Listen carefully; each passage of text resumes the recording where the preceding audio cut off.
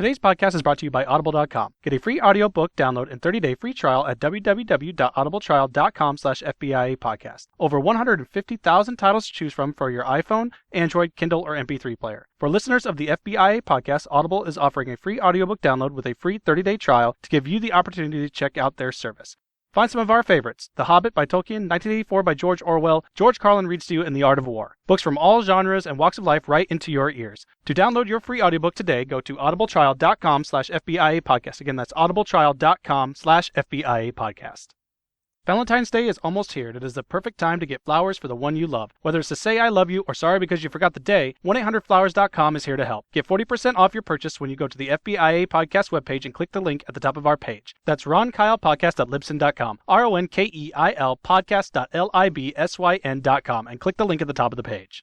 That's great, it starts with an earthquake, birds and snakes, an aeroplane.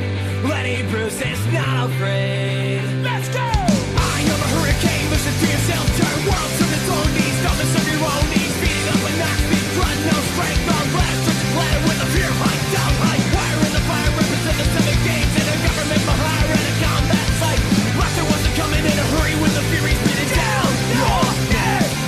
Demon reporters, peplum truck, telegraph, look at that low plane, fine, then, overflow, population, common group, and it'll do, save yourself, world, serve its own needs, listen to your heart, bleed, tell me with the ration and the reverend and the right, Patreon, slap, fight, bright light, feeling free, signs, it's the end of the world as we know it, it's the end of the world as we know it, it's the end of the world as we know it, and I feel fine. Hello, everybody. Welcome to Football is America with Ron and Kyle. I'm Ron. I'm Kyle. Hello, everyone. Ronald, how are you?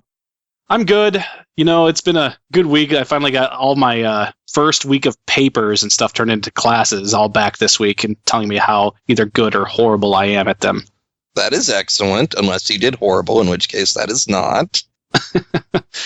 How are you? I am doing well. I was pretty sick the last time we recorded. I'm feeling much better now, and that is nice. Would be a little happier, if the Patriots had not won. What the hell? Why is Domino's sending me an email about pizza? I didn't order any pizza. That just happened in real time. My life is a mess. So you're upset that the Patriots... Well, now I'm upset that Domino's is sending me nonsense. What's wrong with you, Domino's? What the heck? I don't... Fairbanks? I don't even live there. Get to the bottom of this later. Anyway, yeah, the Patriots won, and that's not what I wanted, but whatever, it's all good. Season's over, and I'm more upset that football is gone. Honestly, I am. The Patriots are going to have their little parade, and once that happens, to me, that's the end of the season, and we get to start looking forward to next year, and the draft, and the combine, and mini camps, and training camps, and we're going to be with you, everybody, during the offseason. We will continue to pump out shows. Among our to-do list is a review of each team's season, whether they were a success or not. If you guys have an opinion, please let us know what you liked or hated about your team this year, because we would absolutely love to have your perspective. I think Ron's got the Bears pretty well covered. I think I got the Colts pretty well covered. But if you're like a fan of the Buccaneers or the Saints and you want us to know why you think they did great or why you think they didn't do great, please let us know, because we're dying to hear it. That'd be great.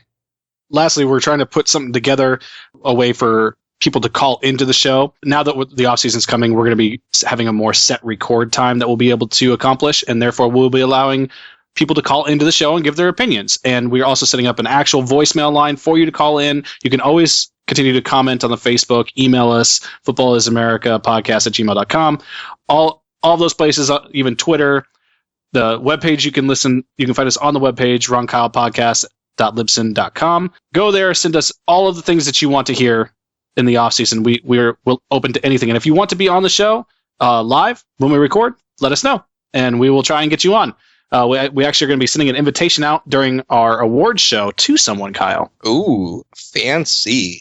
Obviously, everybody, if you just want to come on and say terrible things, That's all well and good, but keep in mind, to do this, you're going to have to give us your Skype name, and we might play background check and say you got to give us a Facebook profile or something, just so if you want to get on and be Genital Man, we can say, yeah, we're not using your audio, and we're posting all your information straight to 4chan at that. So if you want to play that game, trust me, I will win every time. You don't want to do this, because I will get your phone number and it will be posted in every Craigslist everywhere. All right, well, let's get to the news, Kyle. Get all that done with. We'll get to the Super Bowl here in just a little bit. And then I have a special treat for you and the listeners a little bit later. Yeah. Jump into it. Tell me what's what. Dan Quinn officially announced as the Falcons head coach 9 hours after a Seahawks loss, and just in time for a crowd noise scandal in Atlanta. Very unfortunate. Falcons owner said, I believe what we did was wrong, so he's kind of admitting to some level of wrongdoing. But at least for me, in my mind, owners of a football team, it's not that different than a guy who owns a horse. It's something you throw money at, and you get to brag about to all your other rich guy friends. You get a box.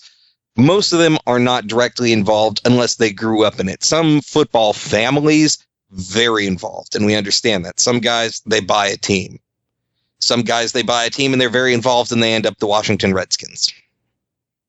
It's sad. I apologize. It's Arthur Blank. Oh. I apologize. Well, it's a good thing that I didn't say it all confident like I knew it. But it's fine. It's owners. You know, if people want to get that mad, then they can get that mad. Hey, you know who else is mad? Browns fans. Why? Johnny Manziel in the rehab. Yeah, but for what? I still have not heard exactly. I was going to say, because rehab can't help the fact that your middle name is now College forever. Yeah. Oh, man, he owned him. But the day before the Super Bowl, a member of your family, oh, hey, everybody, Johnny went into rehab on Wednesday. Yeah, it's serious. It's like, this is not an episode of Dawson's Creek, man. Come on. This is real life. The program. Is that a Dawson's Creek reference? Well, yeah, because, it's super serious. Johnny's in rehab. Oh, my God. It's like, no, dude, you know. That's not how life works. You can't just say something out there and expect us to react every time. We don't think he's good anymore. Neither do the people who at one time did think he's good. Wait, I said anymore for us. We never thought he was good. Nobody thinks he's really good anymore. Browns fans knew as soon as he put on the uniform, well, that's the end of his talent, because that's quarterbacking in Cleveland. Whatever. It's fine. Let's go on to the next one. Another failure. Warren Sapp fired from the NFL Network for soliciting prostitution and getting arrested for arguing over payment. Apparently, it wasn't like a sting operation. He hired 2 escorts, 2 big man, big appetite, and just like the agreed upon payment, big scuffle at the hotel room. Guess, obviously, you look out your room at 3 a.m. like, what the hell, man? Who is shouting? And you see scantily clad women on the floor, and it doesn't matter that he's a great big black dude, except it way does. You're in Arizona. They are, that's 1950 town right there. So that's awful. I'm not saying it's right. I'm just saying that's how Arizona is. You have not only offended one culture of people, but now have turned around and just made a whole lot of really old people that can't do anything except for rake the rocks. People don't know how to listen to podcasts. There are laws against it. One day you and I will be old, and despite working in the tech industry, we're going to be talking to our kids about our neural implants. They're going to be like, Dad, we had this installed the last time I was out. Just go ahead and hit the power button, right under your temple. I don't think it's there anymore. And then our children will kill us using the remote detonation. Anyway, they see him standing there. Looks like he assaulted some of these, one of the poor ladies. NFL quickly fired him. I don't feel bad because this is the same dude who, when the stupid Bounty Gate, I hate the name, when that was going out, he said, oh yeah, that tight end who's now for the Panthers, I can't remember, Jeremy Shockey? Is that right? Yeah, well, he's not with the Panthers anymore. Well, he was at the time. Yeah. When the story broke, he's like, oh yeah, that's the guy who broke the story. So the tight end's like, yeah, thanks a lot, Dick. I kind of didn't because I'm on offense and I don't know about it, but I'm so glad you put me on blast. And I believe Warren Sapp said something to the effect of snitches get stitches. So clearly a charming individual, needed that NFL job because he was bankrupt. Seems like a fun guy, but he's a butthole. He spent all of his money. I'm not sure on what. I'm sure it had something to do with either a Cheesecake Factory or an IHOP. And he had no money whatsoever. That was Vince Young. I know. You really find it funny, and you are right too. All right. So on to a more funny bit of news. Let's go ahead and mix this in a little bit. Seahawks fans in Seattle at a bar called Como set off sprinklers when the big juggling catch was made towards the end of the game, and they threw Skittles in the air in celebration and then missed the rest of the game because of it, thinking that they had won until they were able to get to another bar and see that they had lost. Fantastic.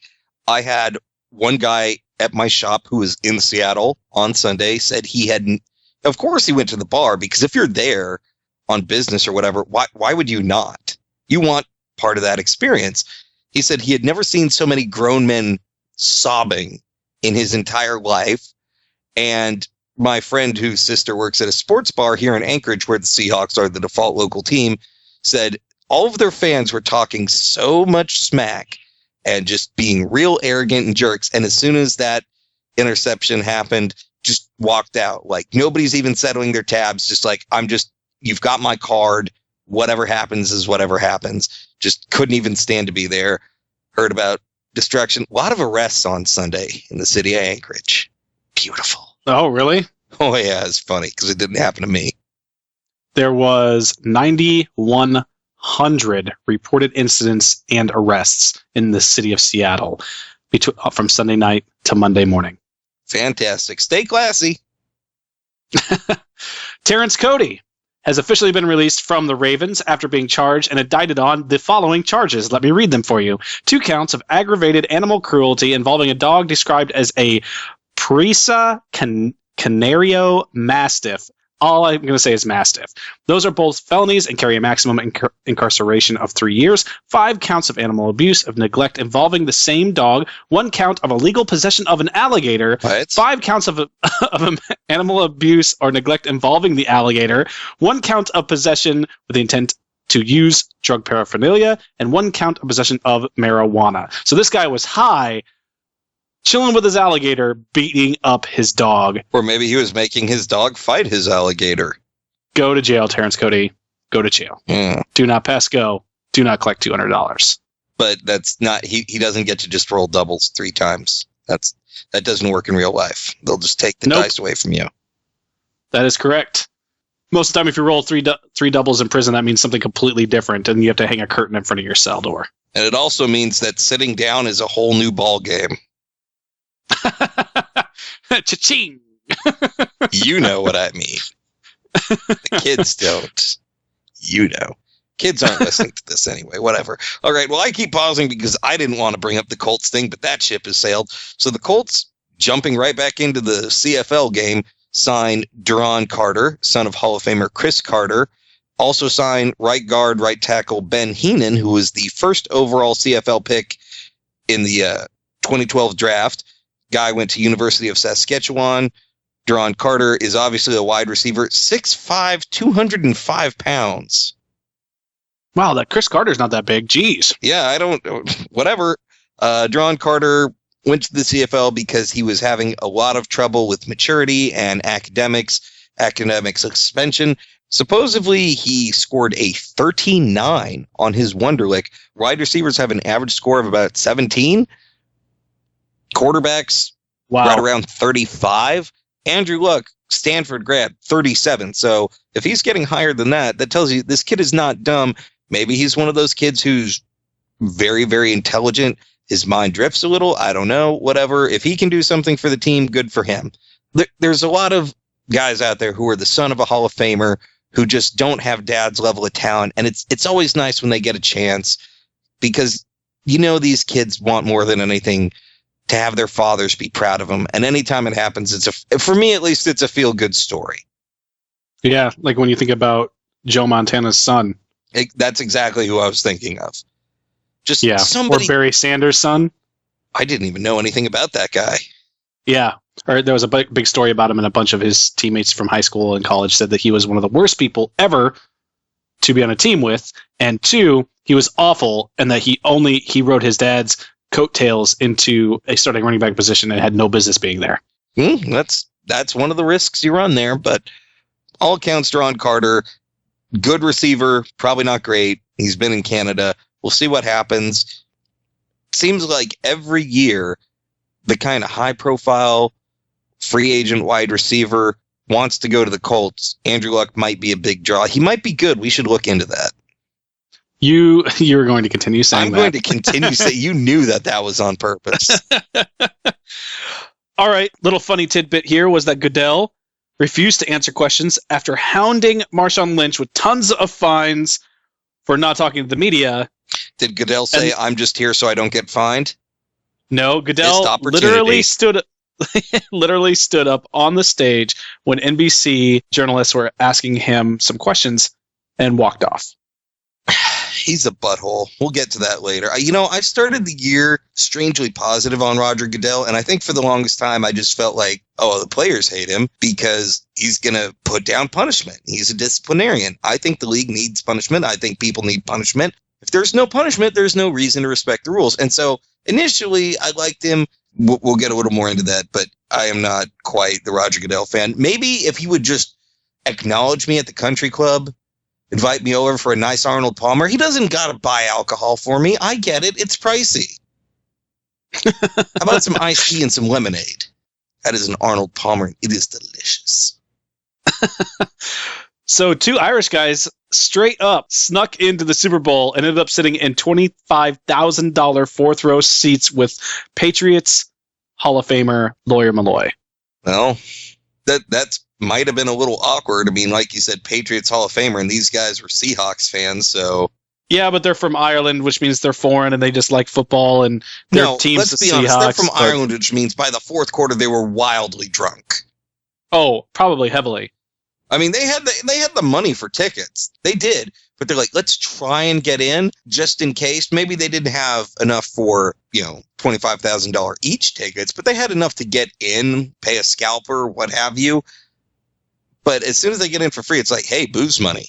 Apparently snuck in with a Red Cross group that was getting in. They kind of ducked into the middle of the crowd, got in there, walked right past 3 security guards that were not paying attention to them, and got all the way inside, and then seat hopped through most of the first half, and then were found when they talked to a guy saying he said, yeah, the 2 girls I'm here with, they're in the halftime show. They're not going to be back until long after halftime. Just sit in these 2 seats with me. Turns out that was Lawyer Malloy, and that's just funny. And it's also very aggravating knowing that they wanted to tighten down the security on this type of event, and 2 drunk guys essentially just walked right in. You're just saying drunk because they're Irish, and I don't think anybody has a problem with that. But that also tells you that Ireland, IRA, terrorism. So you're just letting terrorists into the Super Bowl now, huh, security? Is that how we do? Terrible. Gronkowski. God, I want to hate him so hard, but it's impossible. It's impossible to hate him. It's impossible. He's pretty funny. And he is just, his whole family is just a big family of meathead. It's pretty clear that there are going to be 4th graders out there who are smarter than Rob Gronkowski. And I don't think that he would debate that. Now, when it comes to football, he clearly puts the work in, and he's, I'm sure, very intelligent in that aspect. And that's just, it interests him, and he's good at it. But there is a lot being made of the Rob Gronkowski fan fiction and making him read it, which he does willingly. Yes, he does. I have a little bit here for you, Kyle. Let us enjoy. I imagine myself in football equipment. It's late at night in the locker room. Everyone's gone. Just chilling on a body armor sports drink. The lights are low, but there I am, looking sweet in my gear. A pretty pink uniform, but pantless, my bare ass on the cold wooden bench. I am lost in thought. Man, I bet you he has the biggest piece I ever seen. Actually, it doesn't even say that. I just made that.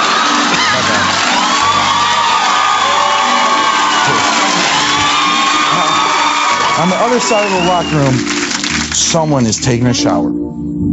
I walk towards the noise. At the end of the row of lockers, I turn a corner, and there he is. He's like 25 and he can't read for It's shit. a giant of a man, a warrior. His muscles ripple in soft light and splash of water coming from the shower head. Ooh.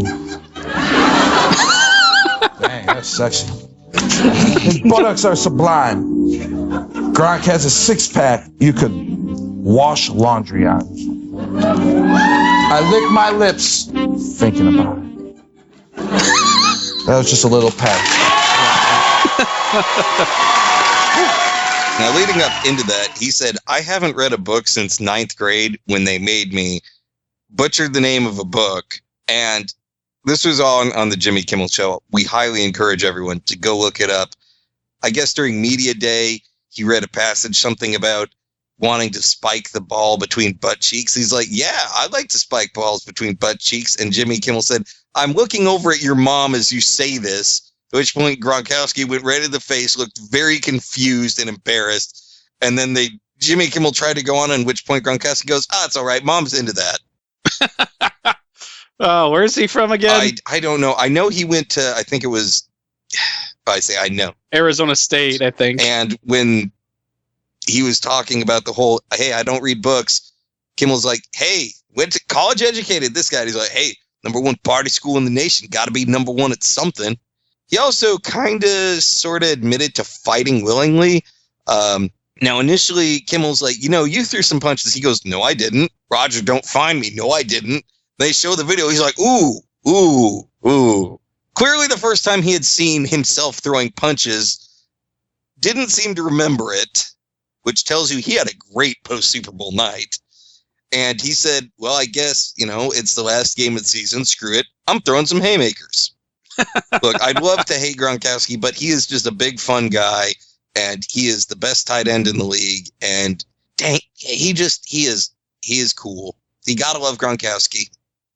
He's just kind of one of those big, dopey guys, I think. He seems like if you were to hang out with him, if you were to just meet him at like the supermarket, hey, would you pose for a picture? Hell yeah, I'll pose for a picture.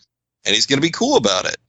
All right, Kyle, let's go ahead and get into this Super Bowl review here. The Seahawks defense was comparable to the Patriots offense, but the inverse was not the same. The Patriots defense was much better than the Seahawks offense in this game. Yeah, definitely just kind of a boring game for me, Kyle. Obviously, everybody knows about the terrible goal line call. Pete Carroll, I guess he didn't want to test the Pats goal line D. That's what he said. He was pretty together about it after the game. He took the blame for the call initially. He said that was all me. And then, of course, the offensive coordinator's like, no, it wasn't. That was my call. And then Russell Wilson said, no, it wasn't. That was my call. So good for all them for not being able to get on page. But look, whatever. Pete Carroll took some responsibility for it. Fun fact, Marshawn Lynch 1 for 5 on rushes from 1 yard during the regular season. Now, the question I have already heard raised, the conspiracy, is they wanted Russell Wilson to be the hero that won the game and not Marshawn Lynch. That is one aspect that goes back into that whole, is he black enough? And by the way, that has been answered. Russell Wilson with his beard looks so much like a homeless person, and he is so awesome now to me. Every negative thing I have said about him is gone because he has a homeless man beard. He looks like Kimbo Slice. It's awesome. One thing, going back to the Wilson, making Wilson the hero here, Kyle, is why they did that. If Wilson makes this play and the Seahawks win the Super Bowl and they didn't use Marshawn Lynch, they have more leverage against him in contract negotiation in the offseason. Because if they had handed that ball off to Marshawn Lynch and he had punched it in for the go-ahead score, they now are going to pay him at minimum that $10 million rather than the $10 million they were going to offer him, which would have been the most he'll make from any team. Absolutely. That would have been a big game changer. Didn't work out. Everybody questions the decision. Personally, I think the other thing to consider is immediately after Pats are ready, they're about to take a knee. Whoa, timeout called. And I'm watching the game, talking around. I'm going, well, you can't just take a knee. You're on the half yard line. You take a knee, bam, safety, punt that ball off. Seahawks only have to drive, 40 yards down the field, kick a field goal, then they win. So Patriots realize this, call a timeout, game plan, look like they're trying to do the whole lunge for it. So the Seahawks are all there. And then you get that one guy just leaning forward. You see his teammates grabbing his arms, trying to pull him back. And then he just leans forward. Okay, penalty, 5 yards. You just lost the game. There was still a chance. There was still a chance. It was Michael Bennett for the Seattle Seahawks that jumped across, had 109 yards in offsides penalties this year. And that doesn't even come close to the total amount of penalty yards he had for various other things, but just 109 yards on one specific thing, and you allowed him to basically do the exact same thing. That ruined any last little tiny shred of hope that you had to try and come out ahead in this one.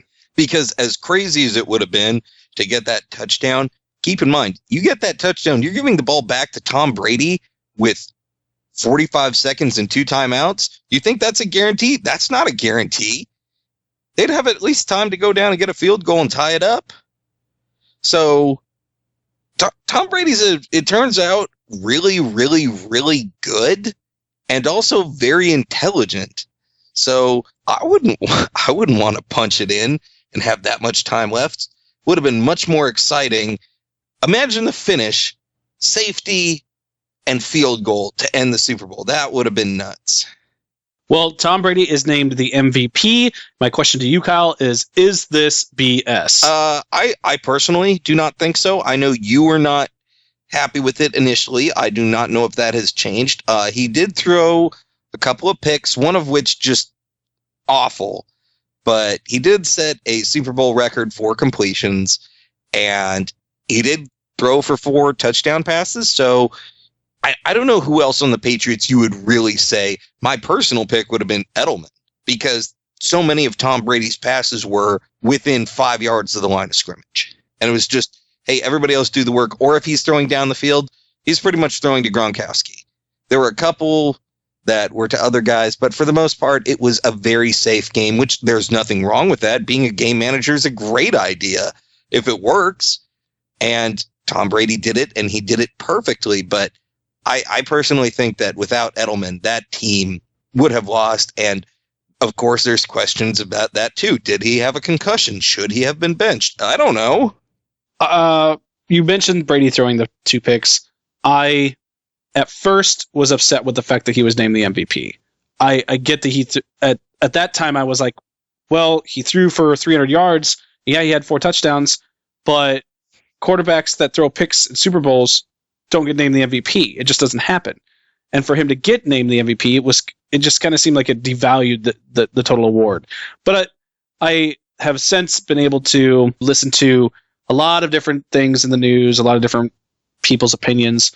I think at this point, I'm kind of in the boat for, okay, I'm okay with him getting the MVP. I understand that if you throw 50 times in a game, chances are against a defense like Seattle's, you're going to throw a couple of picks. It's just going to happen.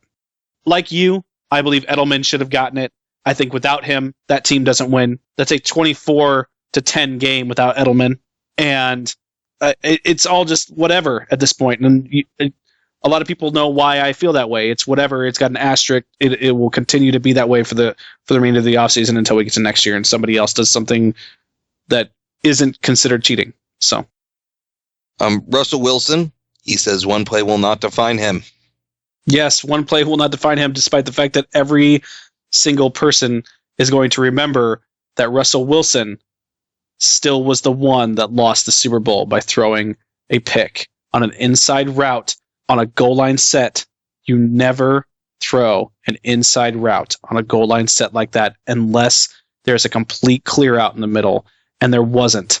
It just didn't make any sense. Not the route that he threw. It just doesn't make sense.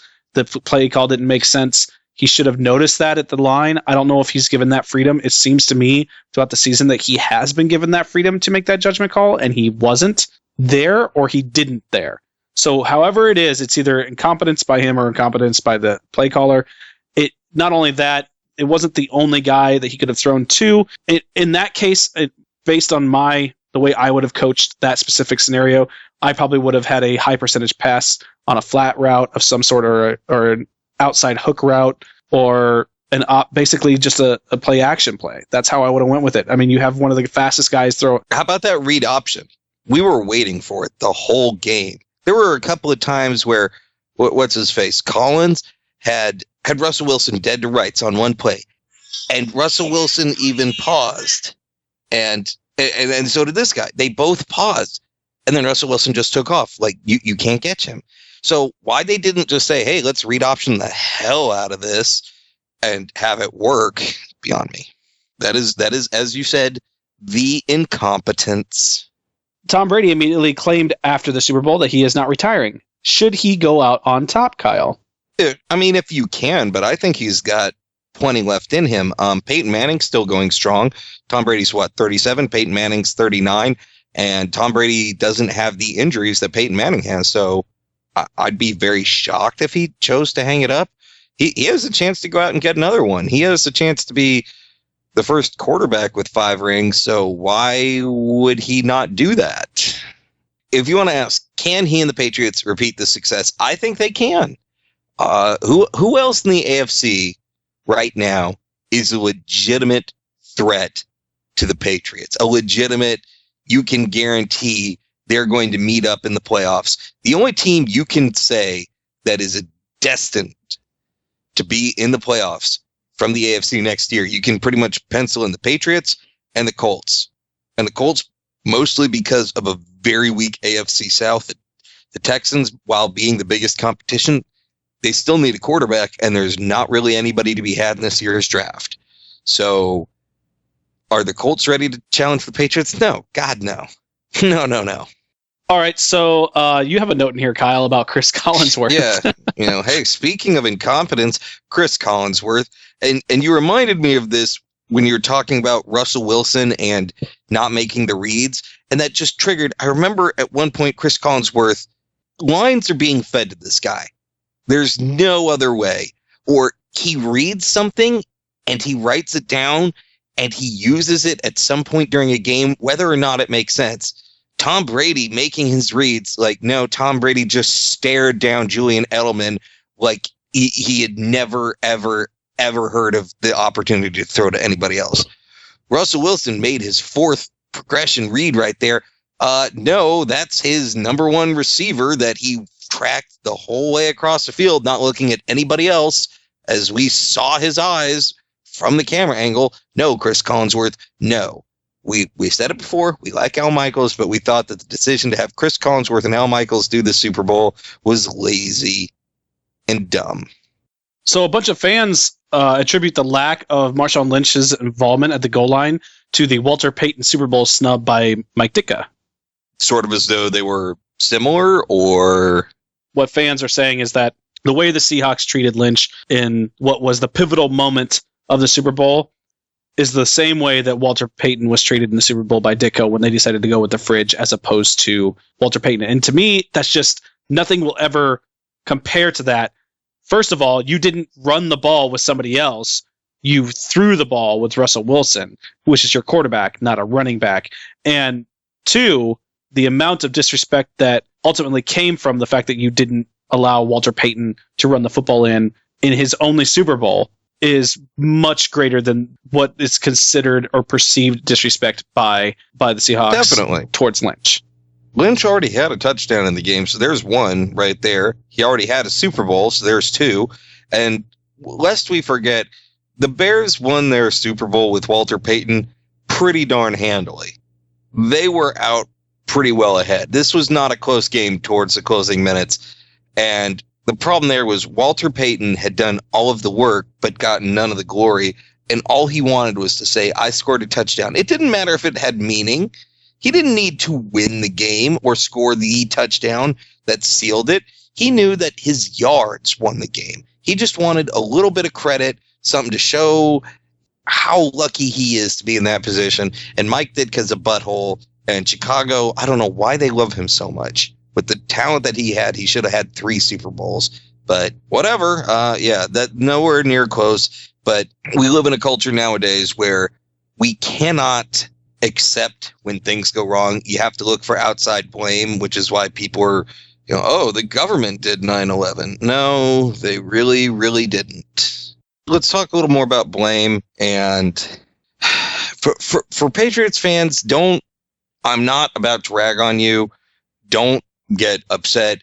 But I feel like I need to rag on Roger Goodell for his handling of the deflated ball thing. And I can't let my hatred go right now. Just the hell with you, Goodell. And I'm at this point, I want to fast forward to the end of all of it, have nothing to do with it, not have to deal with my thoughts on the subject, but I can't. And I'm jaded and sarcastic, this I know. People will not watch movies with me because I overanalyze everything. And this is one of the more entertaining finishes for a Super Bowl, but I'm still having trouble kind of shaking the feeling that it's all wrong. Like a fake skin being worn by some terrible monster, and the slightest scratch is going to bring, all the truth forward on it. But I'm the only one who can see it, like a psychopath with a problem. Why do you agree with that about me already? I think the deflated ball thing is actually kind of a big deal. There's, at the very least, it's a rule. And I like the idea that rules are meant to be followed. Roger Goodell says it's very serious. Of course, he also ignores when people hit their wife. He wants to make it all go away. And I think the Patriots' deflated balls are a big deal, but I don't think that for the wrongdoing on their part. We've kind of all accepted, like it or not, Patriots fans, that the team cheats. And I'm so powerless to right that wrong that it hurts my brain to think about it. Right now, I'm upset because I'm kind of seeing, to use my dumb example earlier, that the game of football is infected and sickened. Just, it is the skin draped over the monster. And the Deflatriate scandal is the pus seeping from a wound. And the monster is none other than Roger Goodell, the worst commissioner in the history of the NFL. And when they said they needed 3 weeks, I knew something was wrong. I mean, how can it take 3 weeks? I said, give me, a dude with a crowbar and a taser. We'll have this wrapped up by lunch. And I didn't understand, how can it take 3 weeks? Why is it being such a big deal? Who actually brought it up? Why are the Pats going on the offensive? And you can't see it at first. And now you can. And it all comes down to Roger Goodell's mantra of protect the shield. And he loves to say that. He says he kind of lives by it, but not in the right way. When the shield gets dropped in the mud, you pick it up and you move on and you clean it off and you go forward. You don't sit there and just draw attention away from it. That's what he did with Ray Rice. Ignore the issue and it will go away over time. And the punishment for the Patriots doesn't matter anymore because Brady and Belichick, winners of another Super Bowl. So what punishment are you going to give them that matters? They have 4 rings. They won 4 rings. So you're going to take a draft pick? What do you need a draft pick for? To win a Super Bowl? Guess what? Check that block. Doesn't matter. So right now I look at it, they waited because plain and simple, the winners of the biggest game cannot be cheaters. They can't because it'll diminish the game. So you can't have a result before the game where it says one of the 2 teams cheated their way in. And you also can't have a result, hey, we don't believe they cheated, because that's going to be seen as a cop-out by fans and players alike. So the league did what it does best, nothing. And now the season's over. It doesn't matter if they cheated. We aren't having a do-over. Deal with it, Seattle. Any decision now is an afterthought, and Goodell knows this. And even though we griped about the Ray Rice thing, we all turned in. The Super Bowl had record viewership. So he's going to do nothing. And now we're seeing more reports that are getting me worried.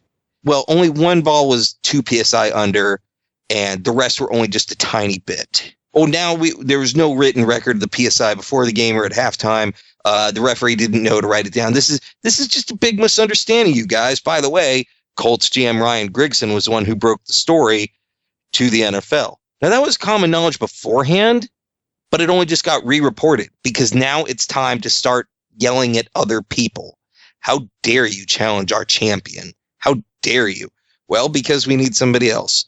This gets Roger Goodell just what he wants. He gets to appear apologetic to keep fans happy, but he won't absolve them, which will keep the rest of the fans happy. We will see nothing in the way of suspension. There's no justice going to be handed down, no apology to the Pats, just a whole lot of nothing. The shield of the NFL going to have more crap shoveled onto it, and Goodell isn't going to move it or clean it. He's just going to hide the defects with cash. We are getting to this point now where Roger Goodell, like I said, I supported him because I thought that everybody was making too big a deal of his ineptitude. Everything he is doing now is just a simple design to not deal with stress. This is a man who, rather than say, here's a tough situation, I will hit it head on and I will take the challenge. He's going to say, I'm going to wait this out until you forget it's a problem, give a half-assed answer, and the worst part is we're okay with it. I don't need the Patriots to be punished. Like I said, I don't care anymore. What I care about now is the NFL doesn't care anymore. That is my concern. And we've talked about this at length, Kyle. If something isn't done about the cheating thing and about just a lot of the issues that have happened this year, we risk the NFL becoming more of a reality WWE style league. I mean, that is what it's going to become. It's going to become a joke, just like baseball did after the steroid scandal and stuff. And we're going to have, like you said before, parents that don't want their kids involved in anything like that. And so we're going to have a diminished product later on because now the true athletes aren't even in football. I mean, hockey is going to see a big boom or something like that because what are mom and dad supposed to do? I have no idea. I have no answer right now. And like I said, I'm feeling like the weird conspiracy theorist. I'm looking, going, don't you see what he's doing? In 2 weeks, he's going to come up with, there's no conclusive evidence. He's going to get to a scenario where the Pats are not wrong, but he does not have to apologize to Robert Kraft. That is his number one outcome. Because the league cannot be wrong. The league has to be infallible. At his State of the NFL address, which, by the way, I understand it's given at the same time every year, but what a cowardly crock of just crap to do it right before the Super Bowl. Because even if you say something negative, we forget. Why? Got to write about the Super Bowl. Do it after the Super Bowl. Do it 2 weeks after. And when we have time to come down and recover and say, where are we as a league? But we don't do that. And at his address, everything was positive. I think we've grown. I think we have great people. I think we have great leaders. Integrity, integrity, integrity, integrity. He has none. There is none left. We have nothing to look to with Roger Goodell and believe. And he's misguided and incompetent if he thinks that stuff. All right. There's a lot of things he said. I have a few quotes from him, thanks to a Deadspin article they wrote. It took a lot of things out of context, but you'll be able to find the article in the post when I post the show. Here's just a few things.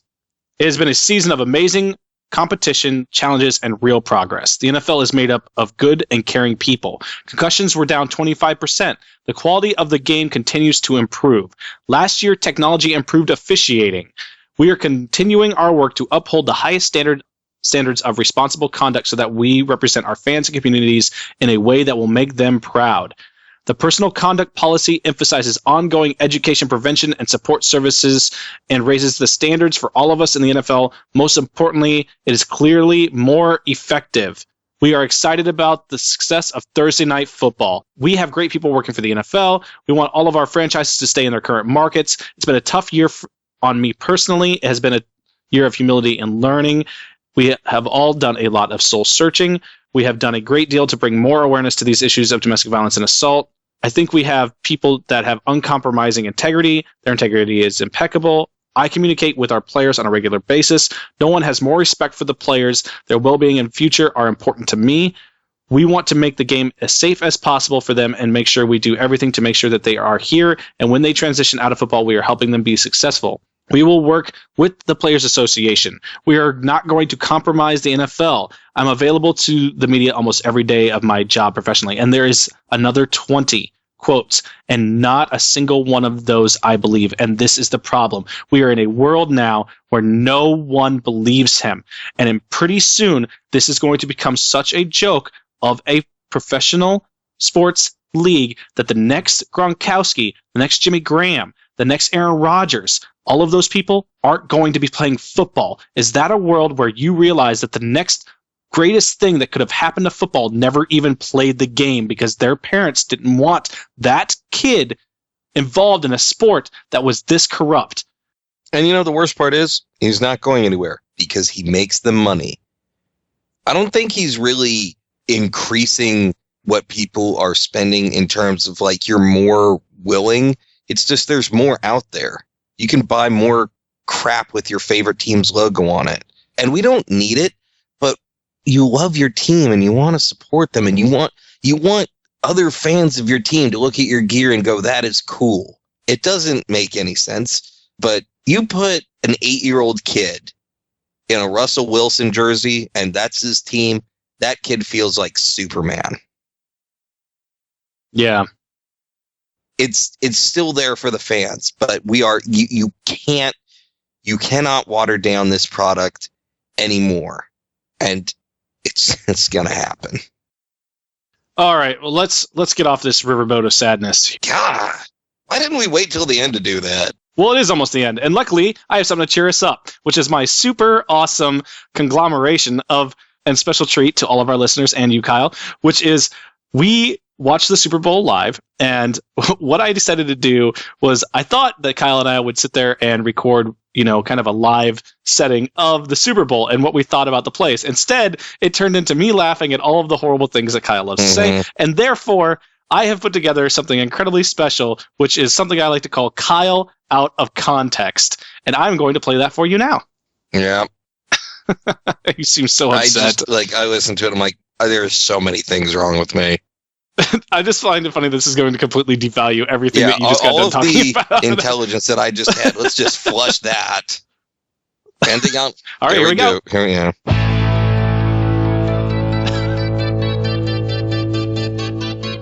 At the end, though, stick around for my explanation of the Vince Wilfork thing. And I like how it's the Super Bowl, and both Pete Carroll and Bill Belichick look like they're just going out to the swap meet on a Saturday. Yeah, it really doesn't give you the accurate portrayal of, frat boy douchebaggery.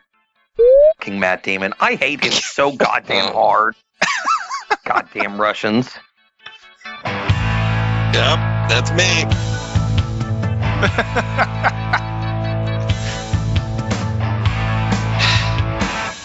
You know what? I don't need Tom Brady's retinas detached, but if he gets rectal prolapse, I'm good with that, too. Doesn't make any sense mathematically. Okay, Jason Bourne was amazing, but Elysium was a giant crock of monkey just trying to karmically balance out the universe. I'm going to call, be like, hey, Mom, I love you. And there's going to be a big fight, and it's going to be like, yep, these are the two teams that represent your league. Yeah, I called it. Good job. And then he's going to go out there, I did Deflategate. I'm from Boston. What a crock of shit. Why doesn't Bill Belichick ever smile? It is the fact that he would crack his human skin, then all the evil would be seeping out uncontrolled. Well, I got to take that as a chance to go get me some nachos.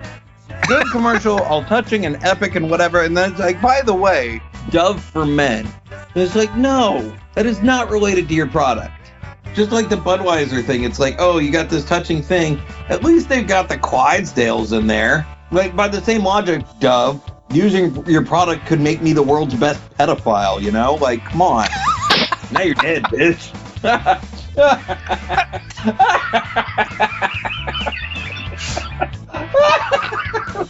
It's so funny. I mean, he didn't end up dead, but he could well have while his wife watched. I'm not the one making dumbass commercials. Why don't you go put on some more Dove for Men and take me to school in that Nissan, you son of a bitch. Haha, Tom Brady. Using number sequencing, I can conclude it is now 4th down. I'm not calling my mom. I will not get off the phone. Crowd full of people. One fatality, one really, that's lazy. That's what that is. So, if you're the punter for the Patriots, how often are you used for sexual relief for the players that matter? Because Belichick will look the other way. Just refuses to go down. I know all you honkies are going to have us killed off by then. Stupid. This is a crappy party. You know how I can tell? Nobody got alcohol poisoning.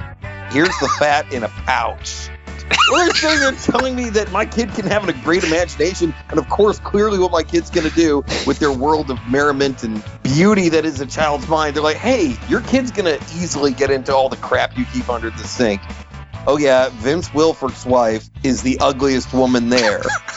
It looks like he stopped off at the yarn store and just tied crap to his head.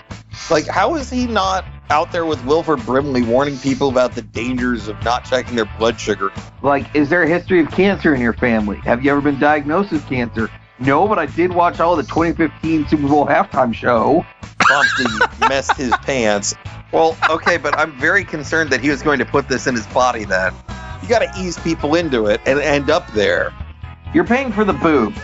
Why would we do that? That's terrible. The guy who's the Patriots defensive coordinator looks like the guy who stands near the keg at a frat party. No, Mom, I don't care about the cats. God damn it. Look at the teeth on this lady. Holy cow. Who's just a goat eating all of my books? The only thing is you could never make anything work right in the bedroom ever again. You know what? No, Mom, I'm getting killed. I have to go. Like, can you imagine Morgan Freeman? That's right. I'm going to give it to you. Now's the time when you track him down and just stick his nose right in your butt and fart as hard as you can. And I'm like, here's $5. Thanks a lot, jackasses. Goddamn preferential treatment, that's what. Is he greasing himself up with butter? So now I'm supposed to go ahead and buy a Toyota because some jackass raised a girl who joins the Marines? That's a load of horse shit. I mean, the Coke and hooker scenario is pretty good, but I will not enjoy unless there is a wardrobe malfunction. Morgan Freeman's going to read a children's book to all of you. All these commercials are like, hey, we need some greater, deeper meaning in our society. Buy fucking Maxi Pads. Is Pete Rose married to a juicy girl? Who run Bartertown? There's another wardrobe malfunction that never happened, and now we don't even want it to. What the hell?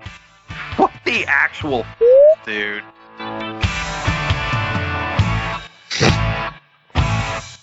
I'm sorry about myself, everyone. Oh, Jesus. That joke was bad, and you should feel bad. Yeah. That's me. There you go. That is Keil Out of Context. And just so everybody knows, when we do our season and review show, I have been scouring all the season's podcasts, and I have put together a complete and total audio bit of all of the things that Keil has said. And in fact, the phrase "son of a bitch," I have at least 25 different variations of that exact phrase. So be ready, everybody. It's going to be glorious. That's what it is like to listen to me. I am very well liked at my shop. Apparently, I'm highly entertaining. The only one I got to explain is the Vince Wilfork one. That one on some radio show, some former Patriots said, "Hey," or they asked him who on the Patriots had the ugliest wife, and he said Vince Wilfork, and I was talking about that. I did not think that Vince Wilfork had the ugliest wife because I don't know, for one, and if I did, I'm keeping my stupid mouth shut. Vince Wilfork will eat me. He will eat me without even trying. So no, I am not saying anything negative about Vince Wilfork, nor will I ever, because I am sane. Not really. Well, that's actually going to wrap us up here, Keil. What the hell is wrong with me?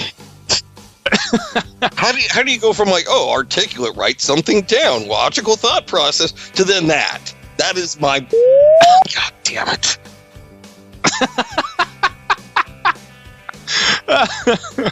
Thanks to Nick Wright, our producer. Cindy, this is why you deal with Ron and not me, because you just be like, all right, just... It alternates between whatever you want just to end this conversation, or you get nothing to end this conversation. Thanks, Cindy. We know this one will be a good one for you, at least. So at least you'll get a good laugh out of it. So make sure you go onto our webpage, click all the sponsor links that you hear about us at the beginning and end of the show. We appreciate everything you guys do for us there. The Amazon search box, that's the big one. That one really helps us out. Please go there, and it's very simple. Go there and just search for your stuff through that. It'll take you right to the Amazon webpage, and then you'll be able to help us out. No extra cost to you. Because the thing we want to get more than anything is like hats and jerseys and stuff to give it to you guys. All we need for ourselves is better recording equipment. I'm about to close on my house, yay, and I will have space to record. Ron already has space to record. We're going to get the equipment, and we already have a sweetheart deal on it from another veteran. Yay, veterans. Thanks to our military.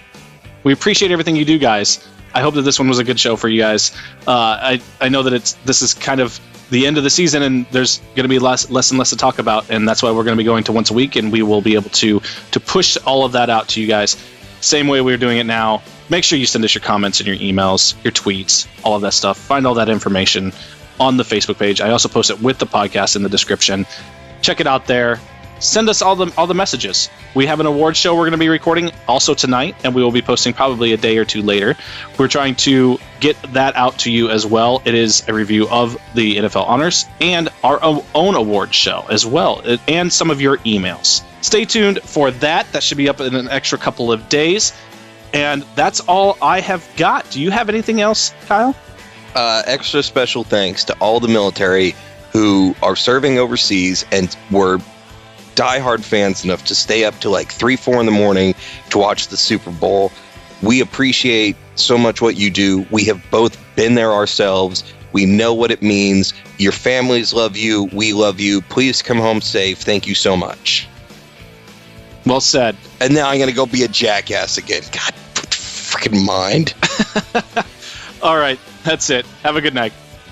Help support the show by going to the Amazon.com search bar on the top of the FBIA podcast webpage when doing all of your online shopping. From movies to groceries, Amazon has everything. Go to the website and use our show's search box to help send 10% of your purchase to the show. No extra cost to you, just support. The search box will take you right to the Amazon webpage. That's ronkeilpodcast.libsyn.com and look for the search bar at the top of the page. RONKEIL podcast.LIBSYN.com. GetWineOnline.com. Get the best bottles online for any occasion. Get 20% off when you click the banner at the top of the FBIA podcast website. Everything from big case orders to single bottles of Merlot or Chardonnay. That's ronkeilpodcast.libsyn.com. RONKEIL podcast.LIBSYN.com.